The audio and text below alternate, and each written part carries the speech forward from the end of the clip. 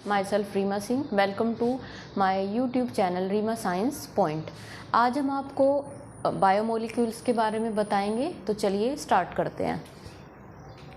Biomolecules क्या होता है, सबसे पहले ये समझते हैं। हमें पता है कि कोई भी लिविंग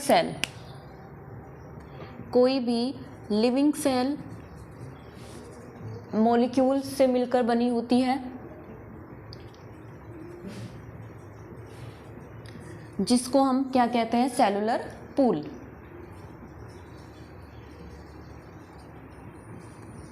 अब ये जो सेलुलर पूल होता है, इसमें भी दो तरह के मॉलिक्यूल्स होते हैं। एक तो आपका होता है ऑर्गेनिक मॉलिक्यूल्स। इन्हीं को, ये जो ऑर्गेनिक मॉलिक्यूल्स होते हैं, इन्हीं को हम क्या कहते हैं, बायो मॉलिक्यूल्स कहते हैं। और इन्हीं के बारे में हम आगे जो है आपको बताएंगे। तो ऑर्गेनिक मॉलिक्यूल्स को ही क्या कहते हैं, बायो मॉलिक्यूल्स। अब जो ऑर्गेनिक मॉलिक्यूल्स हैं वो भी आपके क्या होते हैं, दो तरह के होते हैं। पहला आपका होता है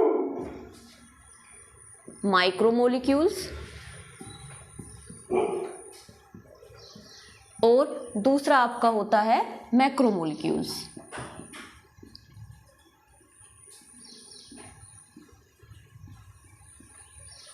माइक्रोमोलिक्यूल्स में आपका किसको कहते हैं, माइक्रोमोलिक्यूल्स वो होते हैं जिनका मोलिकुलर वेट 10,000 डाल्टन से ज़्यादा होता है। तो मीन्स माइक्रोमोलिक्यूल्स में आपके कौन से मोलिक्यूल्स आएंगे कि जिनका मोलिकुलर वेट आपका ग्रेटर देन 10,000, यानी कि 10,000 से जिनका मोलिकुलर वेट क्या होता है, आपका ग्रेटर होता है। आप ऐसे भी लिख सकते हैं, ग्रेटर देन 10,000। इनके बारे में हम बात करेंगे कि ये कौन कौन से होते हैं। उससे पहले हम देखते हैं मैक्रोमोलिक्यूल्स।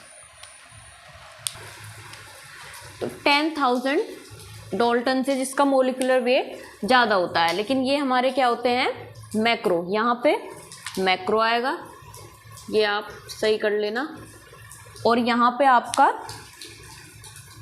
माइक्रो आएगा। तो मैक्रोमोलिक्यूल्स में मैंने आपको क्या बताया, जिनका मोलिकुलर वेट क्या होता है, 10,000 डाल्टन से ज़्यादा होता है, वो हमारे आते हैं मैक्रोमोलिक्यूल्स में। और अगर हम बात करें माइक्रोमोलिक्यूल्स की, तो उनका जो मोलिकुलर वेट होता है वो 80 से 800 डाल्टन के बीच में होता है। या हम कह सकते हैं कि इनका जो मोलिकुलर वेट होता है वो लेस होता है, लेसर देन 10,000 डाल्टन। अब हम देखते हैं जो दूसरा मॉलिक्यूल, ये तो बताया मैंने आपको ऑर्गेनिक मॉलिक्यूल, जिनको हम बायोमोलिक्यूल्स कहते हैं, और इन्हीं के बारे में हम आपको बताएंगे। इसके अलावा दूसरा भी मॉलिक्यूल होता है जिसको हम कहते हैं इनऑर्गेनिक मॉलिक्यूल्स। इनऑर्गेनिक मॉलिक्यूल्स में आपका फॉर एग्जांपल जो वाटर है या आपका जो मिनरल्स हैं, ये आपके क्या होते हैं, इनऑर्गेनिक मॉलिक्यूल्स में आते हैं। अभी हम बात कर रहे हैं ऑर्गेनिक मॉलिक्यूल्स, और ऑर्गेनिक में भी मैक्रो और माइक्रो मॉलिक्यूल्स। अब अगर कोई सॉल्यूशन है या कोई मिक्सचर है, तो उसमें से अगर हमें मैक्रो और माइक्रो मॉलिक्यूल्स को अलग करना होता है, तो हम कैसे करते हैं, देखिए। अगर हमें सेपरेशन करना है, सेपरेशन मैक्रो मॉलिक्यूल्स, मैं शॉर्ट में लिख रही हूँ, ये मॉलिक्यूल्स है, macro molecules from micro molecules from a mixture. तो उसके लिए क्या करते हैं कि आप कोई भी लिविंग सेल ले लीजिए, लिविंग सेल में आप कोई लीफ ले लीजिए, कोई लीवर सेल, मतलब लिविंग होनी चाहिए वो। तो जब भी हम कोई लिविंग सेल लेते हैं और उस लिविंग सेल को क्या कराते हैं, हम ग्राइंड करते हैं। और ग्राइंड करवाने के बाद हम उसमें जो है एक एसिड मिलाते हैं जिसको हम कहते हैं ट्राइक्लोरो एसिटिक एसिड। ट्राइक्लोरो, या इसका जो फॉर्मूला होता है वो होता है CCl3COOH। ये है आपका ट्राइक्लोरो एसिटिक एसिड। तो जिस एसिड को जब हम उसमें मिलाते हैं कोई भी जो हमने लिविंग सेल ली है, तो हमको क्या मिलता है, एक गाढ़ा सा, या हम कह सकते हैं एक स्लरी सा सब्सटेंस मिलता है। और उसके बाद हम इसको क्या करवाते हैं, सब्सटेंस को फिल्टर। तो फिल्टर, सपोज कीजिए ये यहाँ पे कोई हमने लिविंग सेल ली है और इस लिविंग सेल में हमने क्या किया है, ये वाला प्रोसेस पूरा करवाया, हमने उसको ग्राइंड किया, फिर उसमें ये एसिड मिलाया, फिर हमें जो सब्सटेंस मिला, फिर हम उसको यहाँ पे फिल्टर करवा रहे हैं। तो जब हमने ये फिल्टर करवाया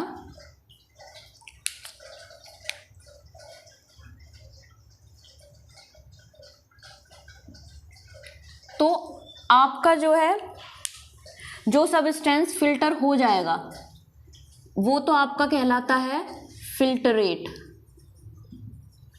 जो आपका इसमें से, इस सब्सटेंस में से जब हमने इसको फिल्टर करवाया तो जो छन के नीचे आ गया वो तो आपका क्या कहलाया, फिल्टरेट, या इसको हम कहते हैं एसिड सोल्यूबल, क्योंकि ये एसिड में सोल्यूबल है, एसिड सोल्यूबल। यही हमारा क्या होता है, माइक्रो मोलिक्यूल्स। लेकिन जो सब्सटेंस हमारा ऊपर रह गया, यहाँ पर जो छन के नीचे नहीं आया, जो सब्सटेंस हमारा ऊपर रह गया, ये हमारा कहलाता है रिटेंटेंट, यानी कि इसको हम कहते हैं जो रिमेनिंग रह गया, जो रिमेनिंग रह गया ये कहलाता है आपका रिटेंटेंट। और ये आपका क्या होता है, या इसको हम कह सकते हैं एसिड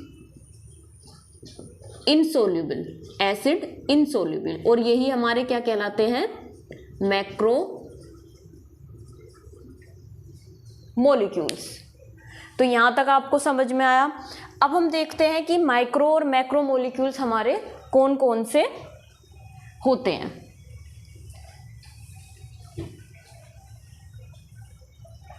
अगर हम माइक्रो मोलिक्यूल्स की बात करें तो अगर हम इसका एग्जाम्पल देखें तो हमारा अमाइनो एसिड, उसके अलावा हमारा फैटी एसिड, ग्लिसरॉल,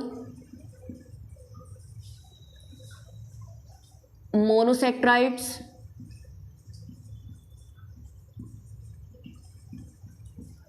एंड हमारा न्यूक्लियोटाइड्स। ये सब क्या होते हैं हमारे, ये हमारे होते हैं माइक्रो मोलिक्यूल्स। अगर हम बात करें मैक्रो मोलिक्यूल्स की तो इनके जो पॉलीमर होते हैं वो आते हैं हमारे मैक्रो मोलिक्यूल्स में। जैसे कि जो अमाइनो एसिड है उसका पॉलीमर क्या होता है, प्रोटीन, तो ये हमारा क्या होता है, माइक्रो मोलिक्यूल्स। क्योंकि हमें पता है कि जो अमाइनो एसिड है तो बहुत सारे अमाइनो एसिड की चेन मिलकर क्या बनाती है, प्रोटीन बनाती है। क्या बनाती है, प्रोटीन बनाती है। तो अमाइनो एसिड का जो पॉलीमर है वो क्या होता है, हमारा प्रोटीन। तो जितने भी माइक्रो मोलिक्यूल्स के पॉलीमर हैं जो एक से ज़्यादा मोलिक्यूल से मिलके बने होते हैं वो हमारे आते हैं मैक्रो मोलिक्यूल्स में। तो जैसे कि अमाइनो एसिड का पॉलीमर आपका हो गया प्रोटीन, मैं यहाँ लिख देती हूँ। इसके अलावा जो फैटी एसिड और ग्लिसरॉल है इसका पॉलीमर आपका होता है लिपिड। लेकिन लिपिड पे अभी हम स्टार लगा देते हैं क्योंकि इसके बारे में कुछ एक्सेप्शन है जो मैं आपको अपने आगे के लेक्चर में बताऊंगी।